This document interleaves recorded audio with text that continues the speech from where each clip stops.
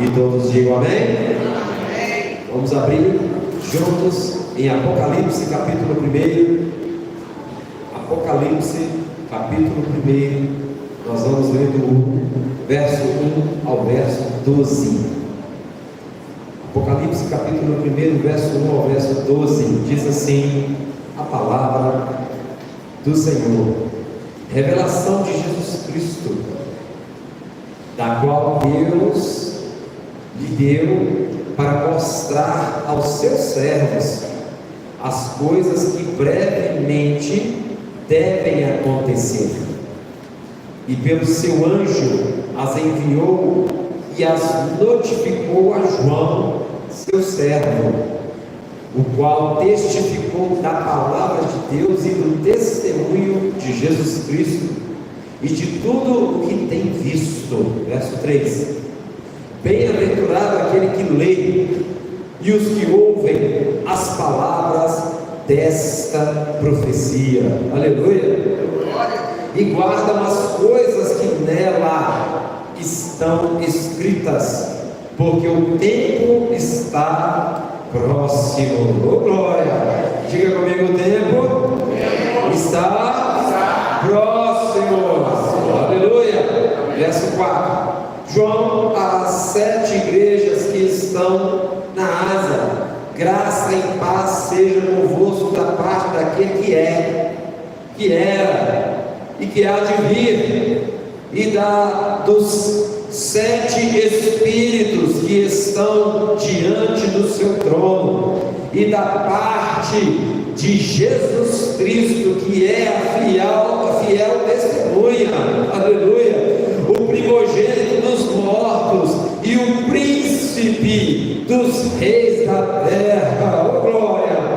Aquele que nos ama e em seu sangue nos lavou dos nossos pecados e nos fez reis e sacerdotes para Deus e seu Pai, e a Ele glória e poder para todos sempre. Amém. Verso 7: eis que vem com as nuvens, oh glória, e todo olho o verá, até os mesmos que o transpassaram, e todas as tribos da terra se lamentarão sobre ele. Sim, amém. Eu sou o Alfa e o Ômega, o princípio e o fim, diz o Senhor, que é, que era e que há de vir, o Todo-Poderoso. Aleluia. Verso 9: eu, João, que também sou vosso irmão e companheiro na aflição e no reino e na paciência de Jesus Cristo, estava na ilha chamada Patmos, por causa da palavra de Deus e pelo testemunho de Jesus Cristo. Eu fui arrebatado em espírito no dia do Senhor, e ouvi detrás de mim uma grande voz. Diga comigo: ouvi detrás de mim uma grande voz, aleluia, como de trombeta, que dizia: o que vês, escreve-o num livro e ensina-o às 7 igrejas que estão na Ásia: a Éfeso, a Esmirna, a Pérgamo, a Tiatira e a Sardes, e a Filadélfia e a Laodiceia. Verso 12: e virei-me para ver quem falava comigo. Repito: e virei-me para ver quem falava comigo. E eu quero parar a leitura nesta frase, nesta atitude de João: e virei-me para ver quem falava comigo. Pode tomar o seu assento, assenta-se dando glória a Deus. Aleluia, louvado seja o nome do Senhor. O título desta mensagem é: Deus tem sempre mais. Você pode falar para registrar? 1, 2, 3, lá. Deus tem sempre mais. Aleluia. Deus tem sempre mais. Querida igreja, o texto que nós acabamos de ler é revelador e maravilhoso ao mesmo tempo. Aleluia. Vemos aqui Deus falando conosco de uma forma tremenda. E essa revelação foi dada a João, um dos discípulos de Jesus Cristo. Aliás, aquele a quem mais estava próximo de Jesus Cristo. João era o seu nome. João, o apóstolo, conhecido por discípulo do amor, porque era muito amável, uma pessoa muito dócil. A Bíblia vai dizer que João inclinava a cabeça no peito de Jesus. Todas as vezes que eles se reuniam, João fazia questão de estar ao lado de Jesus, ou de um lado do outro, por ter muita intimidade com o Mestre, né? E João, ele era o que sobressaía, não é? Perante todos os demais discípulos, no quesito de intimidade. Não tinha outro discípulo mais íntimo de Jesus do que João. E João, então, era que recebia muita revelação, não é?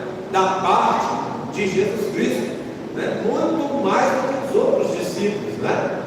Inclusive, em certa ocasião, Jesus separou de todos os seus discípulos 3 para transfigurar-se perante eles, né? Era Pedro, era Tiago e também João, que era íntimo. Então, aquele que é íntimo não pode ficar de fora em hipótese alguma. Vira para esse irmão que está do seu lado e diga isso para ele, que ele está precisando ouvir essa frase. Aquele que é íntimo não pode ficar de fora. Aleluia. Então, queridos, João era de uma intimidade fantástica em relação aos demais discípulos. E João está agora, já na sua velhice, preso numa ilha que só tinha nela 2 coisas: pedra e serpentes, pedras e cobras. João estava preso nessa ilha que tem por nome, o texto fala, Pátios. E João, na sua velhice, preso nessa ilha. Prisão de ilha é sempre prisão de segurança máxima. E os discípulos já haviam morrido, todos eles, só restou João. E João pensou: aqui é o fim, aqui acabou. Acabou a minha vida, acabou a minha intimidade que eu tinha com o meu mestre, acabou tudo. Esse é o pensamento do discípulo do amor. Esse era o pensamento de João. Foi quando então João, preso naquela ilha, sem receber visita nenhuma de ser humano nenhum, João recebeu a visita do anjo, igreja. Porque quando o homem não pode fazer, o céu faz. Saiba disso, você está aqui nessa noite. E nenhum homem podia visitar João naquela cadeia. Aliás, era um período turbulento na vida da igreja, perseguição em massa, perseguição perigosíssima. Era perigoso até falar que era crente, era perigoso pontuar até mesmo. Então ninguém podia visitar João por conta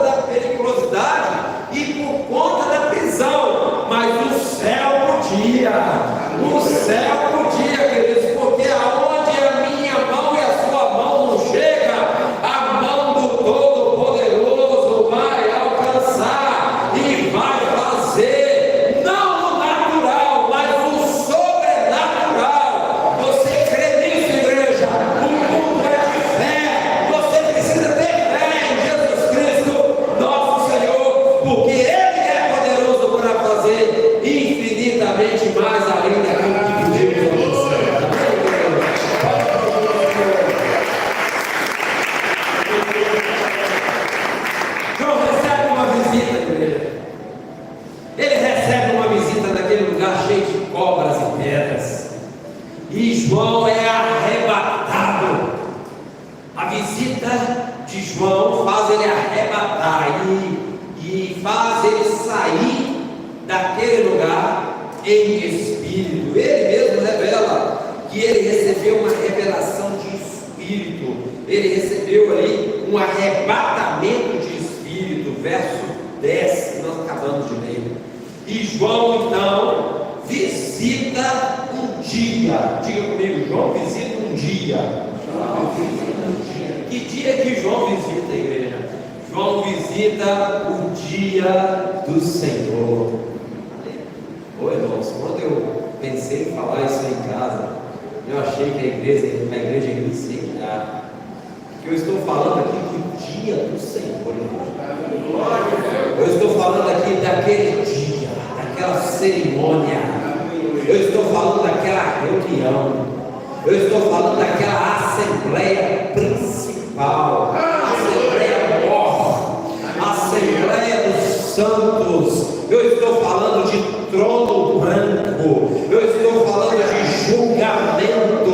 Eu estou falando de céu e terra reunidos em um só lugar. O dia do Senhor, o dia em que o Senhor vai separar de fato aquele que é e aquele que não é. O dia em que nós herdaremos o céu e aquele que não serviu ao Senhor, mas serviu a besta, vai herdar o inferno. O dia do Senhor. João visitou esse dia. Esse dia ainda vai acontecer, mas João já viu, por conta da intimidade que João conservava com Jesus. Eu digo a vocês daqui nessa noite, olha, vale a pena ser íntimo do Senhor, vale a pena você buscar o Senhor na intimidade, porque quanto mais íntimos, mais revelação, quanto mais íntimo, mais poder, quanto mais íntimo, mais vitória, quanto mais íntimo, mais você enxerga o futuro promissor que Deus tem para você, igreja. João viu o dia do Senhor. João saiu daquele presídio em espírito, e ele visitou algo que ainda há de acontecer, o dia do Senhor. E João então viu aquele grande dia, aquele grande julgamento.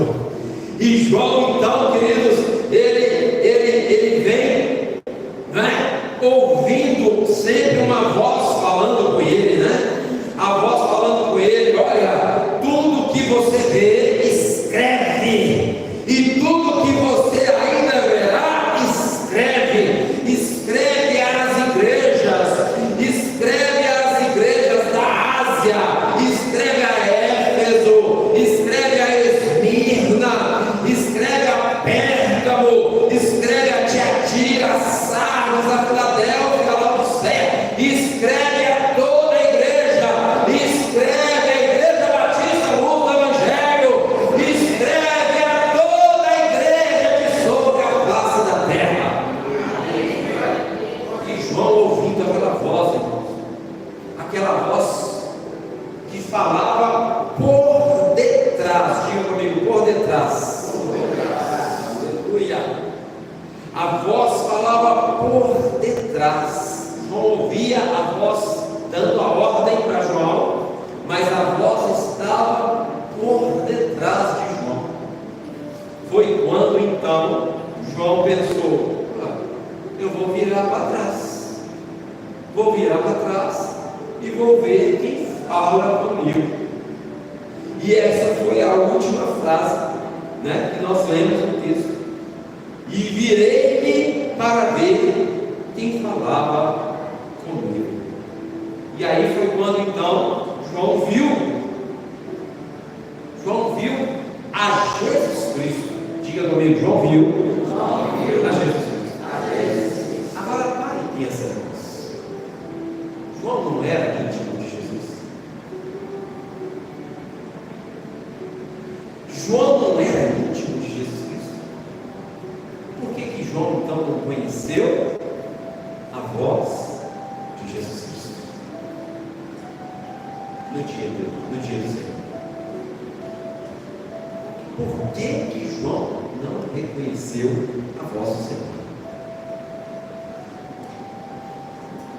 Quando o Senhor me mostrou isso, eu entendi claramente que todos nós precisávamos de mais intimidade. E eu entendi também claramente que Deus tem sempre mais para cada um de nós. Aleluia. Deus tem sempre Glória mais. a Deus. Glória a Jesus. Meus irmãos, João era íntimo.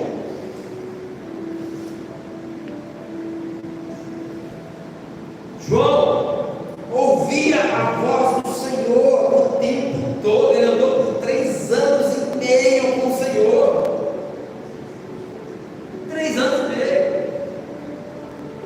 Certa ocasião, na ceia do Senhor, Jesus falou, sussurrando, quem era aquele que iria traí-lo. E João ouviu. João conhecia a voz do Senhor até sussurrando. João ouviu e sabia e guardou no seu coração. Nenhum dos discípulos souberam quem seria o traidor antes de Judas o trair. Mas João já sabia, por conta da sua intimidade e porque estava próximo de Jesus, e Jesus falou baixinho e ele ouviu. Outra ocasião também, depois que Jesus morreu na cruz, aconteceu que os discípulos, a começar de Pedro e alguns discípulos, se não me falha a memória, mais 5 ou 6 discípulos, estavam juntos. Jesus já havia morrido na cruz. E Pedro falou, eu vou pescar. Aí os demais discípulos que com Pedro estavam disseram, nós também vamos. Então eles foram pescar. Pescaria para Pedro e pescaria para alguns discípulos de Jesus era voltar à velha prática. Eles estavam se desviando e foram pescar. E não pegaram nada, porque sem Jesus eu e você nada podemos fazer. Somos totalmente dependentes do Senhor. Irmão, se não fosse a misericórdia do Senhor renovar sobre a minha vida e sobre a sua vida hoje, renovará, nós não estaríamos aqui. Glória a Deus. Eles não pegaram nada. E aí chega Jesus andando na beira do lago e vê eles pescando. Jesus foi lá para resgatá-los, estavam desviados. E aí Jesus exclamou assim: tem de vós algo de comer? E aí um deles falou assim: não temos nada. Aí Jesus falou: lança desse lado aí, ó. E eles lançaram 153 grandes peixes. Com Jesus no barco, e com Jesus perto do barco, e com Jesus dando a ordem, dando a direção, irmãos. Tudo acontece na minha vida e na sua vida. Para quem pescou a noite, não pegou nada. E aí, numa redada só, 153 grandes peixes, e já de dia. Todo mundo que é pescador sabe que de dia não é bom de peixe. Bom de pegar peixe é ao amanhecer e ao entardecer, ou então de madrugada. E aí, o que aconteceu naquele episódio? Quando a rede pesou os peixes ali, aí João e os discípulos ali, Pedro, todo mundo observando aquele cenário, um homem lá na areia desconhecido, dando algumas diretrizes. João falou: é o mestre, é o Mestre. E aí a Bíblia fala que Pedro estava nu, porque ele tinha hábito de pescar sem roupa. Pedro então se vestiu rapidamente, pulou na água e foi ter com Jesus. E João e os outros discípulos tiraram aquela rede com aqueles 153 peixes.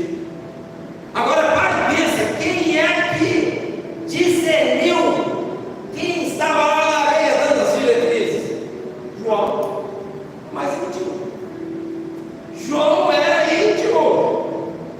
João conhecia a voz de Jesus mais que todos os demais discípulos. E agora João está no dia do Senhor. E João está ouvindo o Senhor falar com ele. João está recebendo a maior das revelações da sua vida. E João não identificou a voz do Senhor. Eu fui buscar isso na palavra. Eu não fiquei satisfeito. Eu falei, não, eu quero entender isso. Por que um homem íntimo teve que virar para trás para ver quem estava falando com ele, sendo que quem estava falando com ele era Jesus Cristo? Lá na minha casa, quando o Henrique fala, eu sei quem é. Quando o Nicolas fala, eu também sei quem é. Embora está precisando de muito discernimento, porque o Nicolas está chegando na fase adulta, e aí a voz dos dois está bem parecida. Quando a minha esposa fala, eu também sei quem é. Na casa de vocês também, por quê? Porque há o que, igreja? Entre nós? Verdade. Agora, no caso de João, ele teve que olhar para trás para ver quem falava. Eu fui para a palavra, e eu fui para o Senhor, e eu fui para o joelho, eu fui para o meu cantinho, e eu fui para o meu quarto de guerra, e o Senhor falou comigo, e eu preciso transmitir isso para a igreja. A questão aqui é a seguinte, o que explica isso é o seguinte: João conhecia muito bem a Jesus Cristo. Aliás, no seu livro, no seu evangelho, no capítulo 1, João começou a escrever assim, no princípio era o Verbo, e o Verbo estava com Deus, e o Verbo era Deus. E aí João escreve assim: todas as coisas foram feitas por meio dele. Quando João escreve isso no seu evangelho, João está dando aqui está transmitindo aqui uma mensagem muito sábia acerca de Jesus. Ele está reconhecendo a Jesus desde sempre, e ele chama Jesus de Verbo. O Verbo é a palavra. Deus, o Pai, fez tudo através da palavra. Haja e ouve.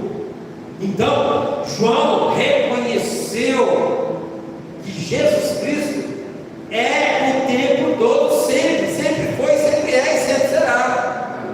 Ele é o Verbo. Então João conheceu o Verbo que atuou no Antigo Testamento o tempo todo,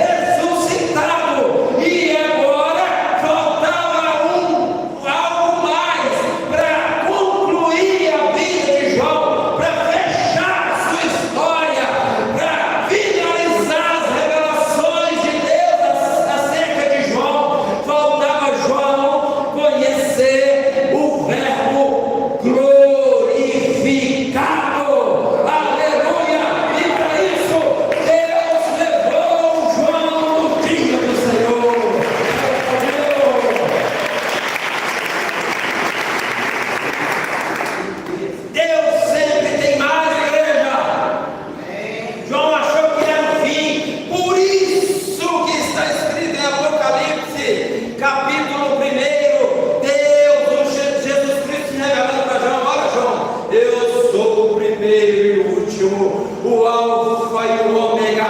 Eu sou o início e o fim, irmão.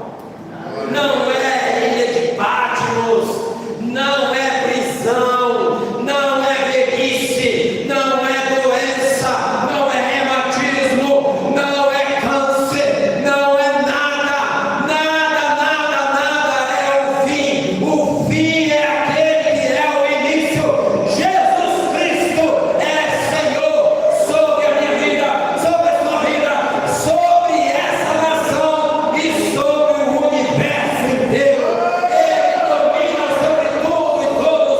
Ele é o princípio. Glória a Deus. E João pensou: ó,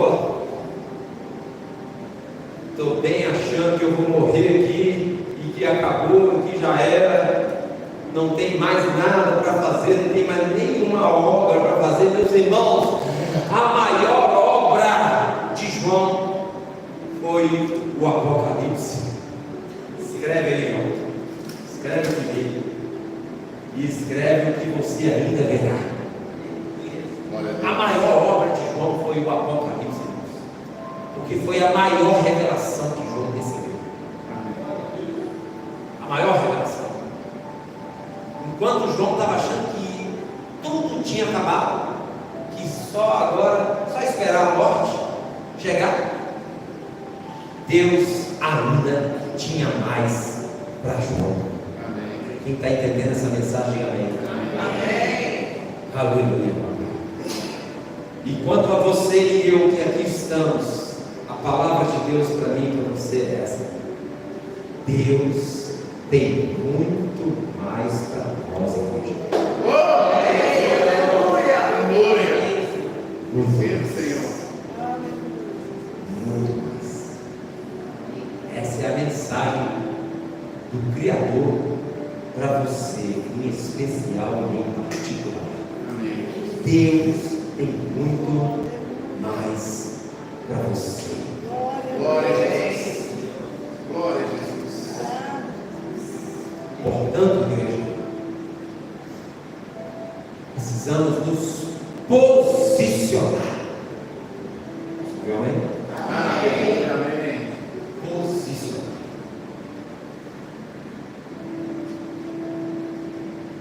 Posicionar para quê, pastor? Posicionar para o muito mais que Deus tem para nós. Aleluia. Nós precisamos nos colocar à disposição. João, que estava esperando a morte chegar, começou agora a escrever o livro dos livros, o Apocalipse. Glória a Deus. Que toda a Sagrada Escritura aponta para ele. João estava escrevendo a maior escritura que João escreveu. Agora estava por vir. Deus sempre tem mais. Amém. Enquanto eu e você pensamos assim: ó, já estamos caminhando para o fim, nossa vida já está indo. Se olhar assim, né, a vida, verdade, a maioria aqui já passou da metade, né? É verdade. Eita glória. E diz que quando a serra, quando está subindo a serra, assim, né, igual aquele caminhão sem turbina, chega a balançar a transmissão, né? Eu sou motorista de caminhão, irmãos. Chevrolet desse assim, tem que subir assim, deixa que vai descer. Mas quando desce, diz que para descer é mais fácil, né? Aí tem gente já pensando assim: já estou chegando já no finalzinho, né? Tem gente já completando a carreira antes dela acabar. Meu irmão, né? Tem gente finalizando a carreira antes dela acabar, né? E enquanto isso, Deus pega uma terça-feira 2025 que te traz a um cenáculo como esse aqui, para dizer especialmente para você: eu ainda tenho muito mais.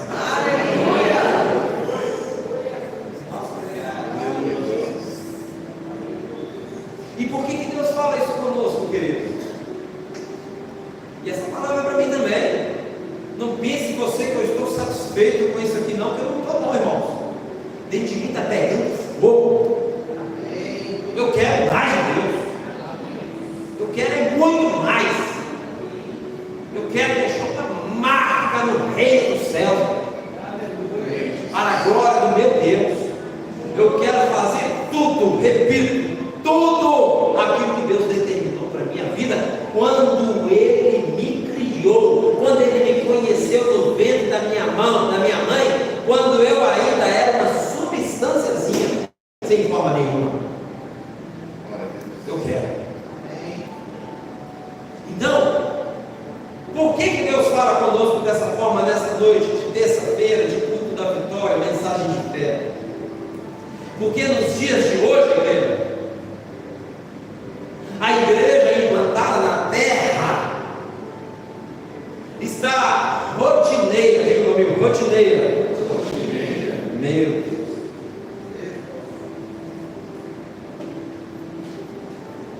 Acorda, trabalho.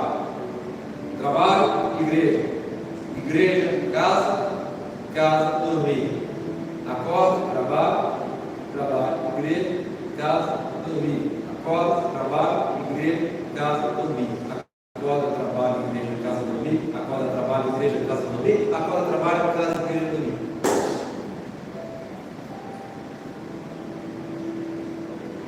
Rotina. E quando eu estava preparando essa mensagem, o Senhor falou claramente comigo que essa mensagem é para quebrar rotinas. Porque se Deus falasse rotina, essa mensagem era só para mim. Mas quando Deus fala rotinas, essa mensagem é para mim e para você que nos ouve nessa noite. Porque pensa, igreja, se você acredita que Deus está satisfeito com o que nós temos feito para o reino do céu, você está acreditando demais. Porque a bem da verdade, irmãos, nós não estamos fazendo praticamente nada. Estamos dentro daquilo que estamos fazendo para o Senhor. Falo não de forma generalizada, viu, meus irmãos, mas no que diz respeito à maioria, dentro do que estamos fazendo para o Senhor, nós estamos sendo qualificados, conforme a Bíblia fala, de servos inúteis, que só faz aquilo que lhe é mandado. Como é que você está lá no seu ambiente de trabalho? Servo útil ou servo inútil? Como é que você está na sua igreja local, com seus dons que Deus te deu gratuitamente para a edificação do corpo de Cristo? Servo útil ou servo inútil? A bem da verdade, queridos, nós estamos mais de braços cruzados do que trabalhando. Uma rotina medonha e enfadonha que pairou sobre a face da igreja do Senhor, que impede a muitos de fazer algo a mais para o Senhor.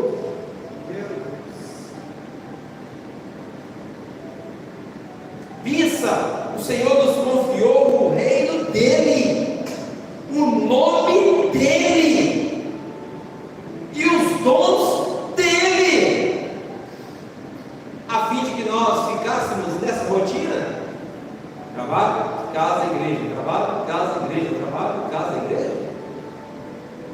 Não posso acreditar nisso. Meu Deus tem muito mais para mim. Aí você olha para a igreja primitiva e você compara a igreja primitiva com a igreja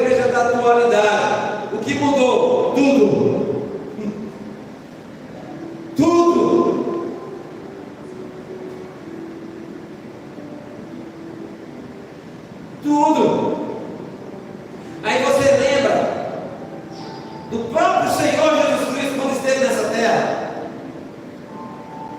Jesus andou a Israel toda pregando o Evangelho, anunciando as boas novas. Todo o território israelense ouviu a voz de Jesus Cristo, do Verbo encarnado. E ele fez a obra até a morte de cruz. E na morte de cruz ele fez a maior das obras: morrer a nossa morte. Aí você olha para o apóstolo João, ou melhor, o apóstolo Paulo, enquanto pôde, viajou por vários territórios anunciando o Evangelho. Aí você olha para Filipe, um dos discípulos. Certa feita, Filipe estava fazendo uma obra maravilhosa e de repente ele foi trasladado lá para o deserto para pregar no eunuco, e depois ele voltou para uma outra cidade e foi pregando o Evangelho por onde passava. Aleluia. Aí você olha para a mulher samaritana, quando ela teve um encontro genuíno com o Senhor Jesus Cristo, a sua vida foi transformada e ela voltou até a cidade e anunciou em pleno sol de meio-dia a Jesus Cristo como Senhor e Salvador, e aquela cidade veio se encontrar com Jesus. Aí você olha para Gadareno, um homem que era atormentado de espíritos malignos, que andava sem roupa e morava dentro de um cemitério. E quando então ele se encontrou com Jesus, os demônios tiveram que sair do corpo dele e ele voltou à sã consciência. E diz a Bíblia que aquele Gadareno pregou para 10 cidades Decápolis, e depois Jesus voltou daquele lugar e as 10 cidades vieram aos pés de Jesus, e Jesus ali multiplicou pães e peixes para alimentar aquele povo. E aí você olha para a igreja de hoje: serviço, igreja, casa. Serviço, igreja, casa. Serviço, igreja, casa. Serviço, igreja, casa. Serviço, igreja, casa.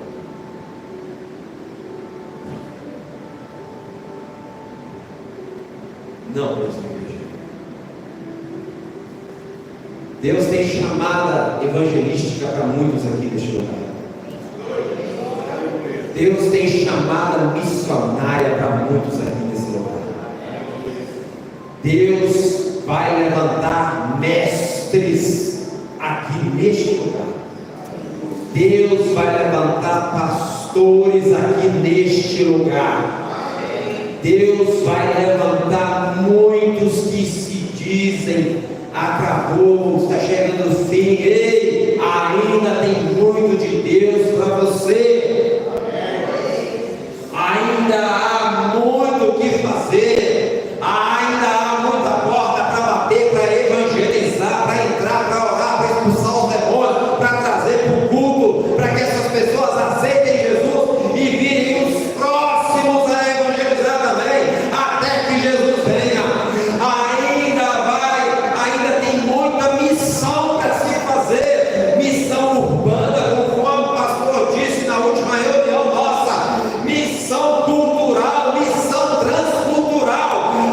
Ainda tem muito o que fazer. Aonde estiver um ser humano sobre a face dessa terra, a igreja precisa chegar nele para dizer: olha, eu vim aqui te dizer uma boa nova. Jesus Cristo está vivo e ele voltará para te buscar.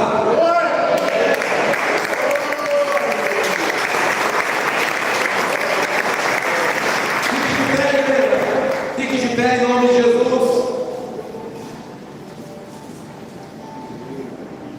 Se pegue orando por missões, se pegue orando por evangelismo, se pegue orando por dons, se pegue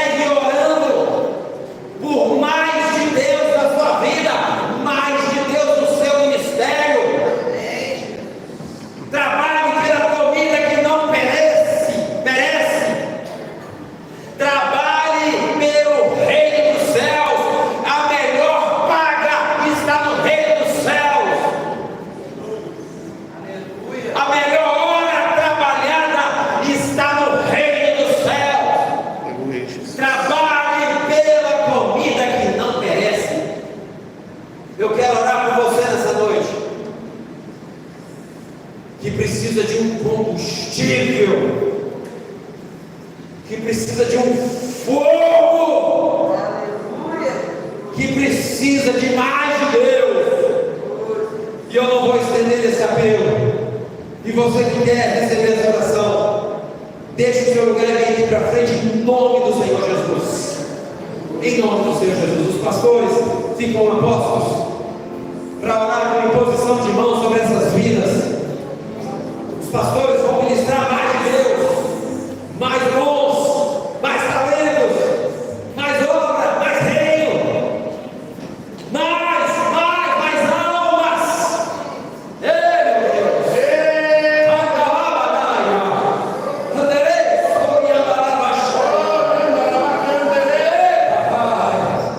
Deus prometeu para nós nessa casa aqui passaportes.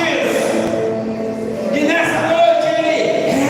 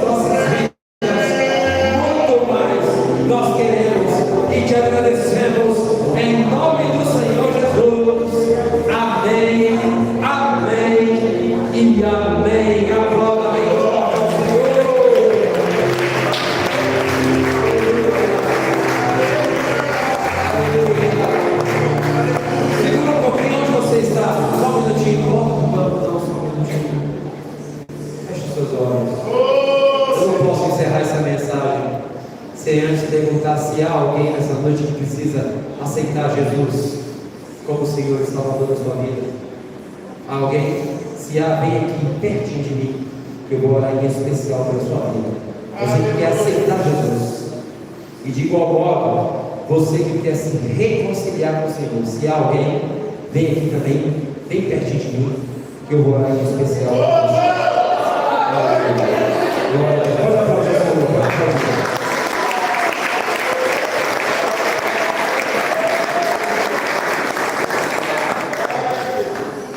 Há mais alguém que quer se reconciliar? Se há, vem correndo. Eu vou orar. Querido Deus, aqui está a tua filha, meu Pai.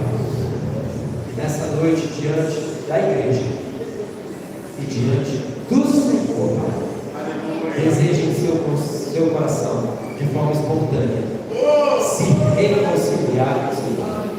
Meu Deus, não importa o passado, não importa o que ela fez, Pai. O que importa é o que ela está fazendo agora, meu Deus. Eu te peço, Pai, que o Senhor possa colocar nela, meu Deus, um par de sandálias novas, roupas novas, anel no dedo, e promove